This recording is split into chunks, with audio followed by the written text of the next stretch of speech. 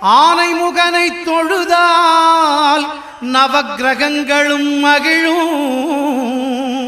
நல்லதே நடக்கும், நல்லதே நடக்கும்.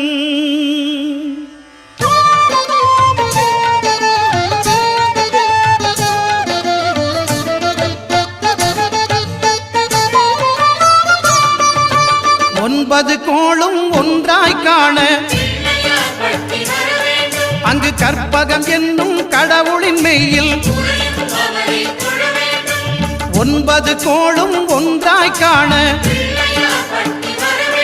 அங்கு கற்பகம் என்னும் கடவுளின் மெய்யில்